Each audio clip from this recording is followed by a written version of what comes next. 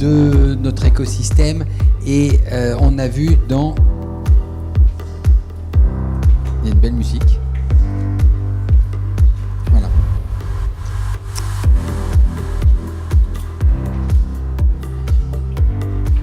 Après cette présentation vidéo, cette belle musique, je disais donc que les deux intervenants connaissent bien le sujet, ont beaucoup auditionné et ont écrit 2 rapports. Et le dernier, et nous allons donc commencer par Madame Aurore Berger, c'est le rapport parlementaire qu'elle a remis à la ministre et à la commission des affaires culturelles à l'Assemblée nationale il y a une semaine tout juste, il me semble, voilà, une semaine tout juste. Et donc nous allons commencer par vous, qui était un rapport, j'allais dire, ambitieux, qui a creusé énormément de questions. Vous le dites vous-même, on est quand même dans un moment de changement fondamental, de changement de paradigme. Il y a des nouveaux acteurs. On les a vus émerger depuis un certain temps, mais là, il y a quand même des tensions économiques. Ma question, au début, une question assez large. Est-ce que le rapport que vous avez mis, les propositions, les 40 propositions que vous avez faites, correspondent effectivement... est-ce que c'est un ajustement à la marge ou est-ce que c'est effectivement adapté, ça permettra d'adapter notre secteur audiovisuel à une nouvelle ère? Bonjour à toutes et à tous déjà et merci pour cette invitation. En effet, le 4 octobre dernier, j'ai pu remettre le rapport donc, sur une nouvelle régulation à l'ère numérique pour notre audiovisuel. Et l'idée est en effet non pas d'être à la marge, mais bien de repenser nos modèles pour plusieurs raisons. La première, c'est que la loi de 86 a déjà été révisée 80 fois. L'idée n'est donc pas d'avoir une 81e modification qui viendrait à la marge corriger des aléas ou corriger des obsolescences à la fois de la législation, mais il y a aussi beaucoup de choses qui passent par le volet réglementaire. Et même si à la fois on considère que la loi de 86 a démontré une forme de plasticité assez impressionnante, il est vraisemblable aussi de pouvoir considérer aujourd'hui que l'étendue des changements et des modifications en profondeur ne sont plus solubles en fait dans la législation actuelle. C'est la raison pour laquelle, en effet, on a émis 40 propositions dont l'objectif est vraiment d'arriver à desserrer au maximum le carcan réglementaire qui pèse aujourd'hui très fort sur les acteurs dits historiques, qui les pénalise aussi par rapport aux nouveaux entrants qui ne jouent pas avec les mêmes règles du jeu, tout en réussissant à garder un modèle qui est un modèle de financement notamment de la création, de la diversité culturelle. Donc c'est ce nouvel équilibre-là que l'on cherche à trouver, redonner de l'air à nos acteurs historiques, desserrer un carcan réglementaire qui est devenu aujourd'hui beaucoup trop puissant et qui est très limitant en fait pour eux, tout en préservant à terme un modèle de financement qui a permis vraiment la diversité culturelle. La ligne conductrice, et vous venez de le dire, c'est la préservation du modèle qui permet d'investir dans la création et donc de faire investir dans la création tous les acteurs, même ceux qui utilisent beaucoup la création et qui, pour l'instant, ne financent pas. Quelles sont les pistes pour faire rentrer dans le modèle de financement ce qu'on appelle les GAFA, plus rapidement?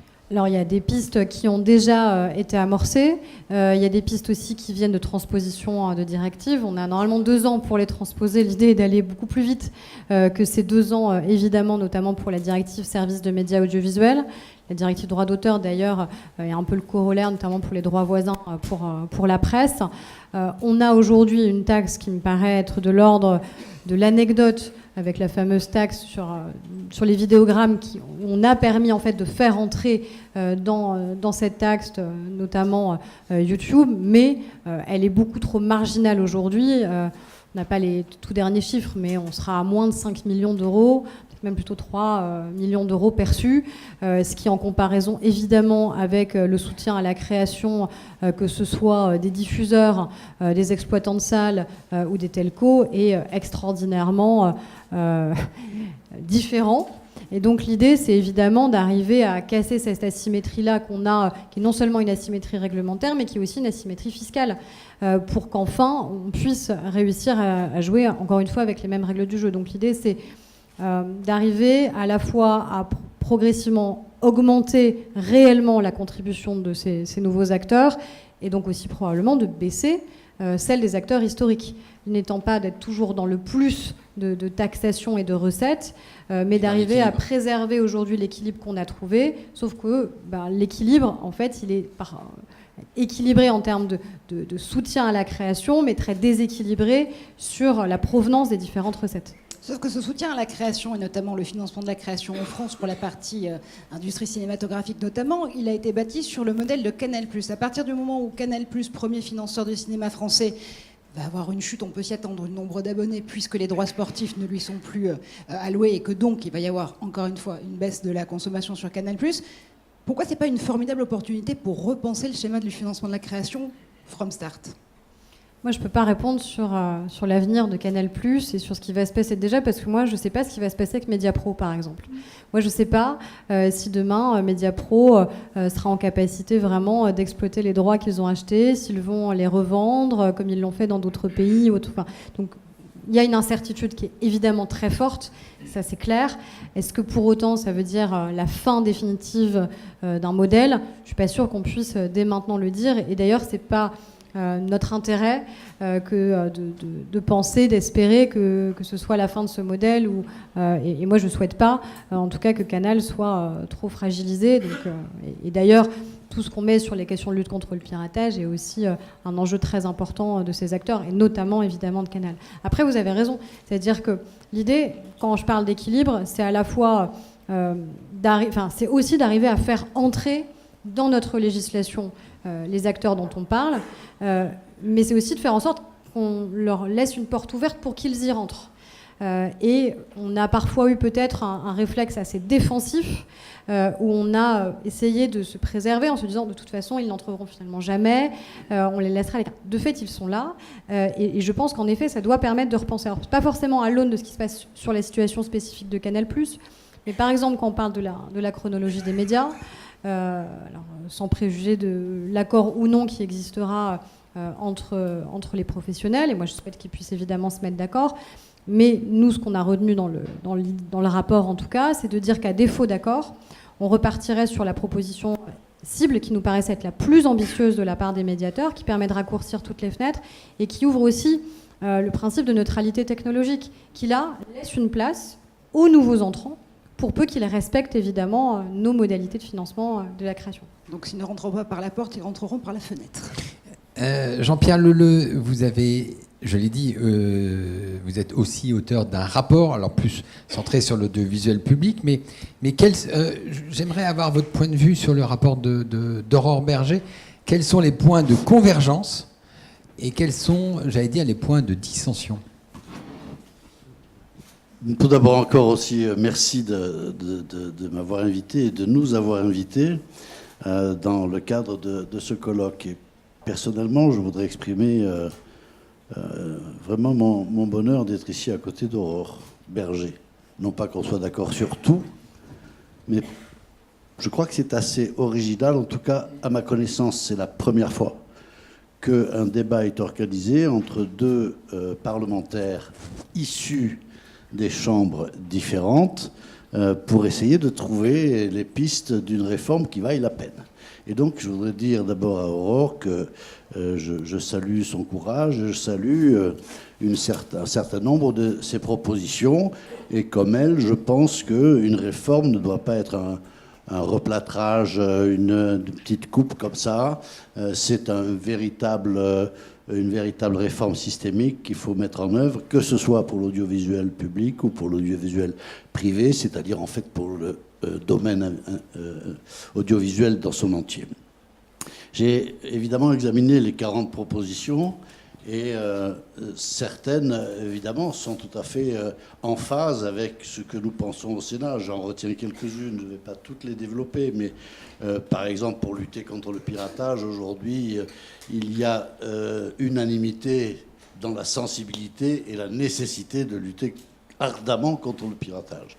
Donc les mesures qui sont proposées, doter de la Hadopi d'un pouvoir de transaction pénale, on est complètement d'accord là-dessus. Je pense que le président de l'Hadopi nous dira peut-être son point de vue là-dessus. La proposition 6, qui est de permettre au président de l'Hadopi de requérir du président du TGI de Paris qu'il actualise les décisions, parce que là, il y a un parti de cache-cache qu'il faut absolument arrêter, hein, avec les sites miroirs, les sites clones, etc.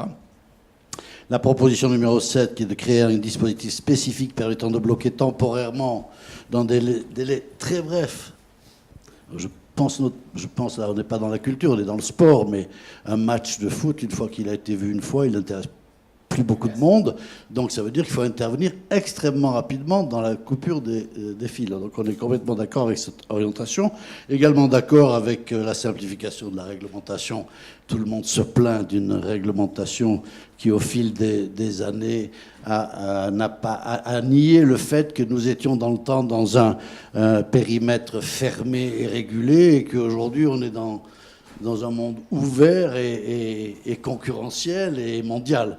Donc ce passage, il faut vraiment aujourd'hui l'acter par la loi et prendre les mesures nécessaires pour que notre audiovisuel français, voire européen, puisse résister à cette, j'allais dire tempête, mais à ces mouvements de fond extrêmement puissants, faute de quoi, si nous ne déréglementons pas un peu le système et qu'on ne permette pas à certains acteurs de devenir assez puissants pour exister dans cet univers mondial, nous n'y arriverons pas, on s'aborde.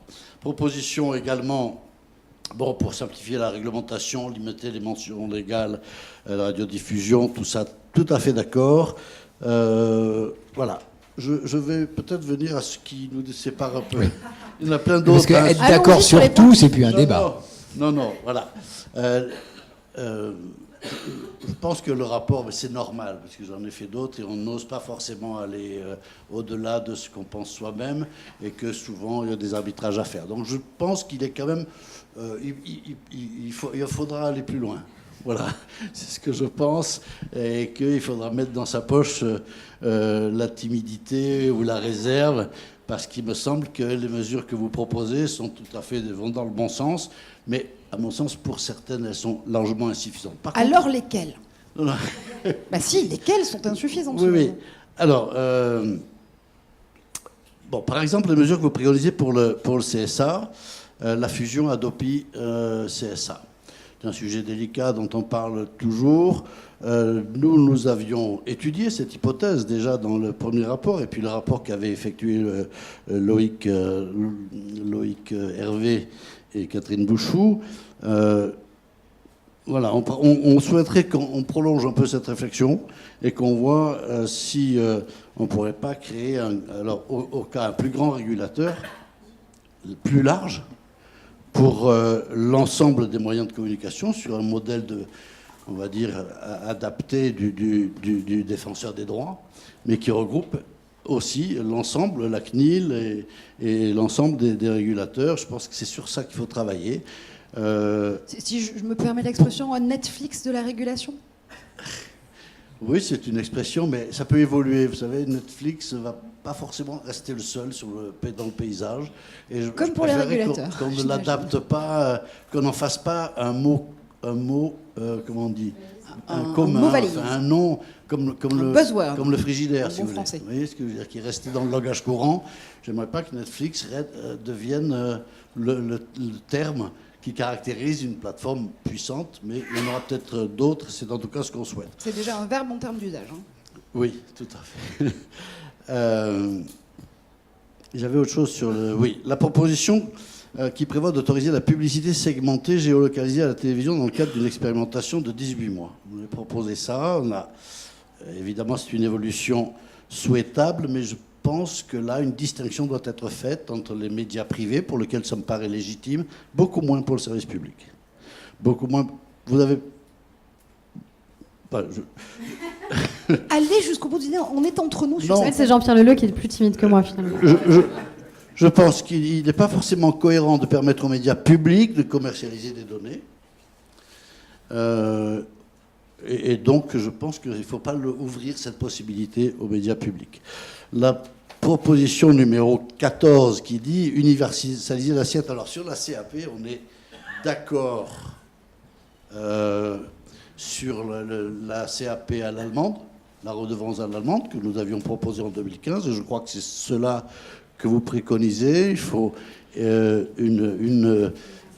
l'universalisation et une redevance qui ne sera probablement plus appelée redevance. On va passer à une forme de fiscalité dès lors qu'elle est applicable à tous les foyers. Nous sommes d'accord, elle est proche de ce que nous avions fait comme proposition. Vous avez évoqué dans votre rapport un rapport supplémentaire d'une centaine de millions d'euros en faisant cela. Nous l'avions estimé avec les services de Bercy à un peu plus, environ 150. Mais nous pensons que ce supplément pourrait être l'amorce. Et c'est là qu'on peut pas forcément diverger, mais dans le calendrier. Moi, personnellement, même si le débat dans tous les groupes est ouvert et qu'il n'y a pas de consensus véritable là-dessus, personnellement, pour être très clair, je suis partisan et je défends l'idée de la suppression à terme totale de la publicité sur les services publics. Bien sûr, pas du jour au lendemain. Pas forcément à l'occasion de l'expression des vœux au 8 janvier pour le faire le 10 janvier. Mais qu'on prenne le temps de la réflexion sur l'importance que revêt la publicité pour l'ensemble du secteur, pour le secteur privé comme pour le secteur public. Et à mon sens, il faut le supprimer totalement. Parce que chaque fois qu'on interroge, qu'on auditionne, on dit non, il faut maintenir la publicité parce que si on supprime la publicité dans le service public, on va manquer de 350 millions d'euros. Et donc c'est uniquement l'approche financière et comptable qui argumente. Moi j'ai d'autres raisons de supprimer la publicité sur le service public. On va se faire l'avocat du diable avec Enguerrand Renault pour un quart de seconde du côté des médias de service public. Si vous ne permettez pas au service public de monétiser les datas, si vous ne leur permettez pas d'avoir des relais de monétisation qui s'appellent tout simplement les coupures publicitaires, où est-ce qu'ils vont trouver l'argent pour financer cette création? C'est pas juste sur la redevance qu'on ne veut pas leur augmenter. Je suis un adepte de la redevance, parce qu'au moins c'est une recette qui est pérenne, qui est partagée, et dont éventuellement le montant de la ressource pourrait être augmenté. Je dis de la ressource, pas du montant nominal. Mais on vient de voir, 100 millions ou 150, on verra. En tout cas, en Allemagne, quand ils ont fait la réforme, ils ont vu des ressources supplémentaires arriver de façon assez conséquente. Et là, ça me dit qu'on pourrait peut-être, avec ça, amorcer la fin de la publicité. Donc une redevance étendue à tous les écrans. À tous les foyers. À tous les foyers. Fiscaliser les écrans, c'est impossible. Il y a 7 ou 8 écrans par foyer. Et ils changent régulièrement de smartphone, de tablette, d'ordinateur. C'est impossible de fliquer les ménages pour savoir combien ils ont d'écrans pour les fiscaliser. Vous avez une position claire, suppression de la publicité sur le à terme. Madame Berger, quelle est votre position?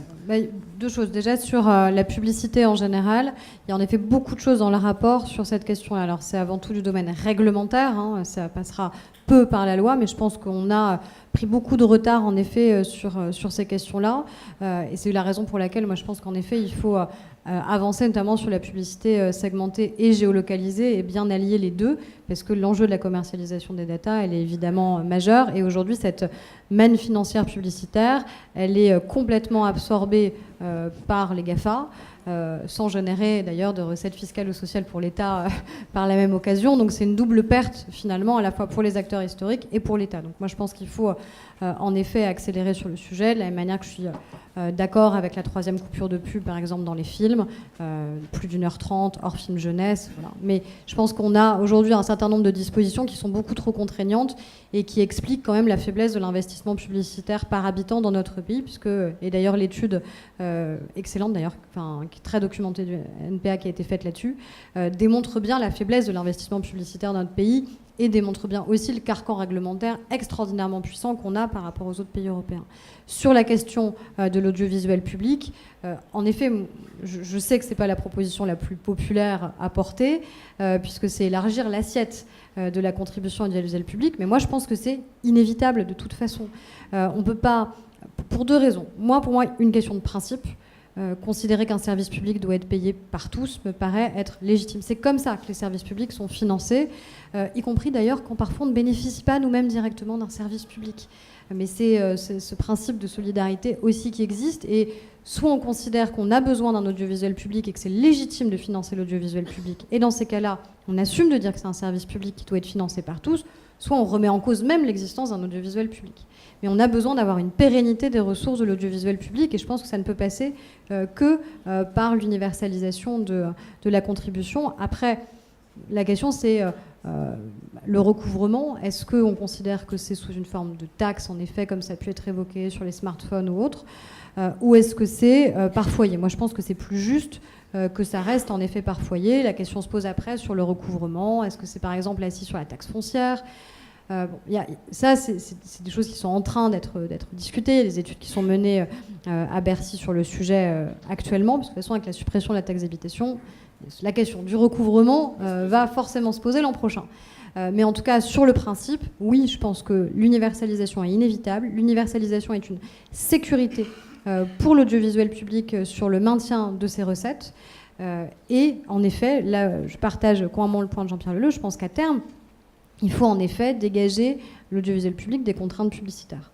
Aujourd'hui, ça n'est pas possible pour des raisons en effet de recettes. Moi, je pense que le surplus de recettes généré par l'universalisation doit revenir à l'audiovisuel public sous la forme justement d'une amorce de suppression de la publicité.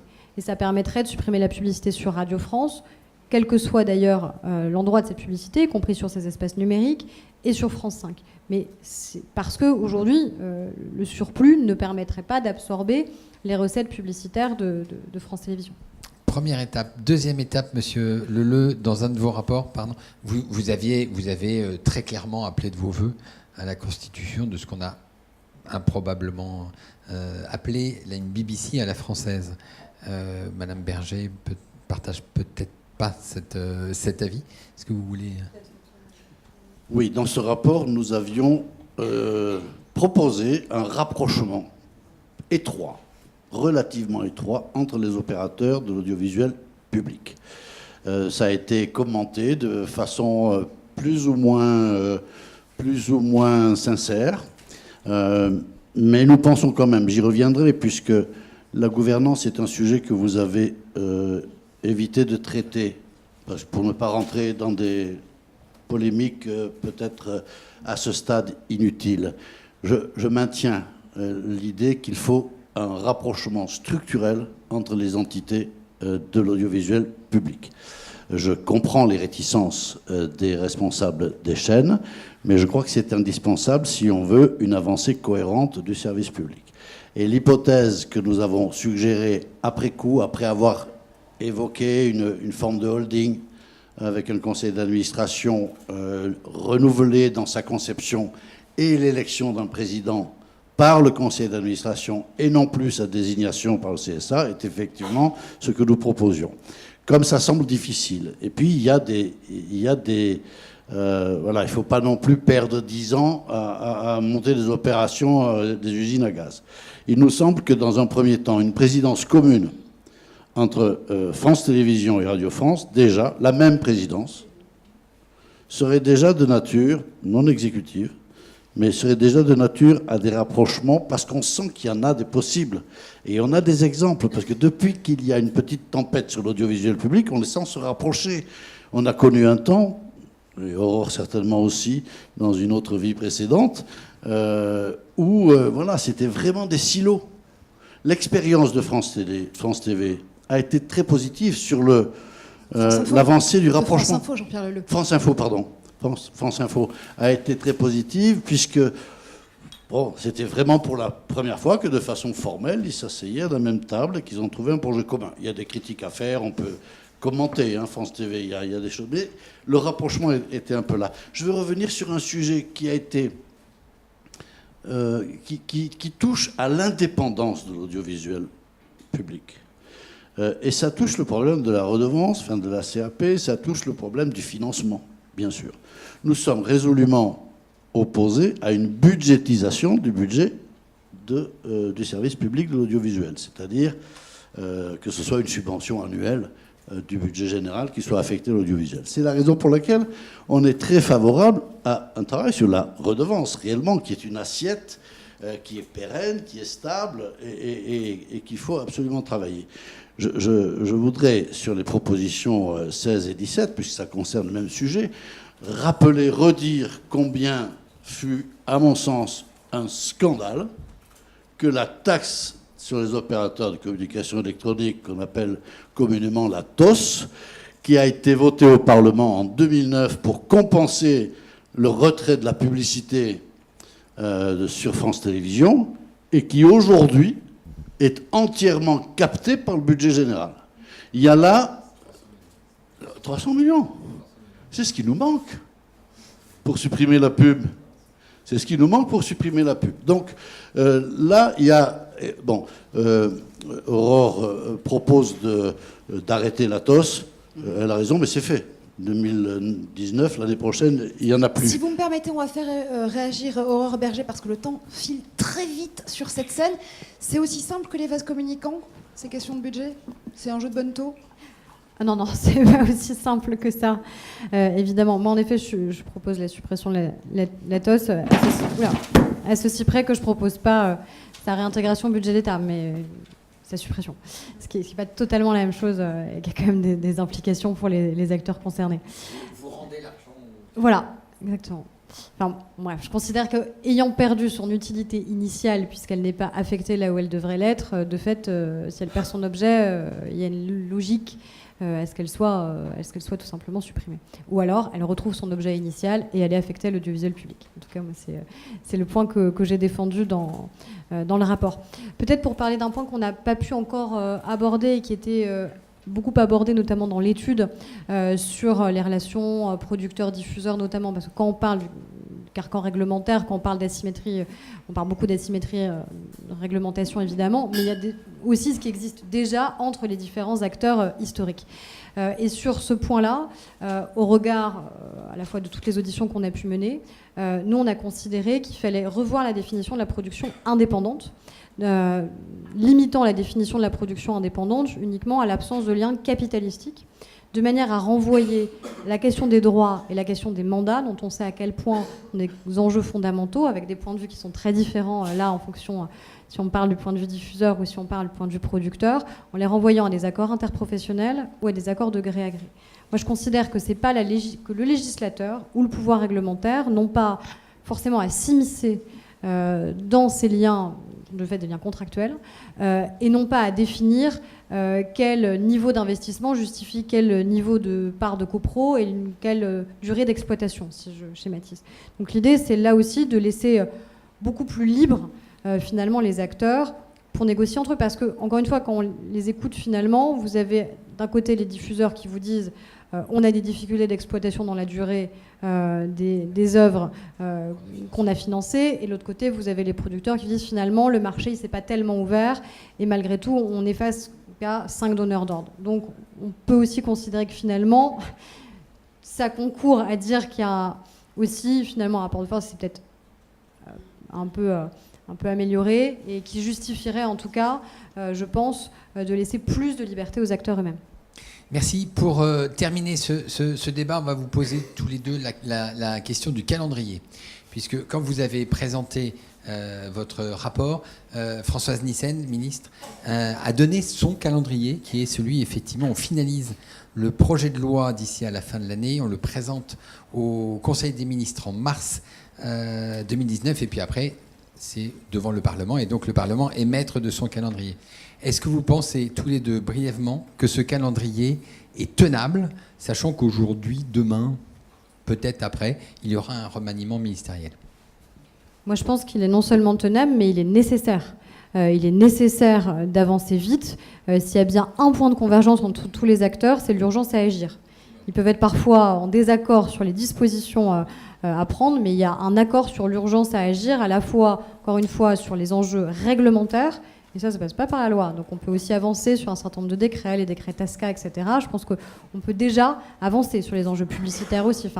Mais en tout cas, moi je pense qu'il faut aller très vite, on a encore une fois une opportunité qui est la convergence des acteurs eux-mêmes sur cette urgence à agir. On a une opportunité avec une transposition de directive qui est à accomplir. Et je pense vraiment qu'il faut qu'on arrive à tenir ce calendrier qui est discussion au Parlement, printemps ou été 2019, de manière à ce que la loi puisse entrer en vigueur le plus rapidement possible. Jean-Pierre Leleu sur le calendrier. Alors je partage complètement l'avis d'Aurore Bergé sur l'urgence à agir. C'est même déjà tard. Je rappelle un autre élément qui va nous obliger, au-delà de la directive qu'il faut transposer, etc. Il y a aussi la nomination des présidents de chaîne, qui est un calendrier qui se rapproche. Oui, mais ça se prépare. Et puis il faut décider qui va les désigner. Je ne suis pas sûr que ce soit encore le CSA. En tout cas, ça ne fait pas l'unanimité dans les rangs. Donc il y a urgence à agir en tenant compte de tous ces éléments de calendrier qui viennent. Et est-ce qu'on y croit ? Je pense que c'est possible aussi. C'est jouable, il reste quelques mois. Il y a des rapports à profusion. Il y a un contact. Le travail a été fait. Maintenant, Il y a faut un agir, contact c'est ça entre l'Assemblée nationale et le Sénat. On le voit. Il y a des champs de dialogue tout à fait ouverts. Et donc, personnellement, je pense qu'effectivement, c'est possible. Mais il faut une volonté politique du gouvernement qui s'affirme rapidement, en tout cas dès lors que tous les sujets actuels au niveau du gouvernement soient réglés, ce qui va se faire demain sans doute. Je l'espère en tout cas. Je voudrais rappeler quelque chose aussi sur les financements. Très rapidement. Parce qu'on a, Aurore a parlé des rapports producteurs-diffuseurs. Il y a une question de droit qu'il va falloir régler dans cette régulation. Pour le financement notamment du service public, aujourd'hui, c'est anormal que le service public ne bénéficie pas de droits qu'il puisse commercialiser. Vous savez que d'autres pays, d'autres services publics européens bénéficient de retour de leurs droits sur les œuvres qu'ils ont financées qui alimentent leur propre budget. Il y a là aussi une source d'autofinancement qui me paraît être intéressante et à développer. Jean-Pierre Leleu, Aurore Bergé, entre pérennité et urgence d'agir. Merci infiniment pour ces regards croisés du Parlement. Merci. Et on va à présent accueillir sur cette scène celui qui est à la fois diffuseur, média et télécom. Arnaud Lucosi nous rejoint.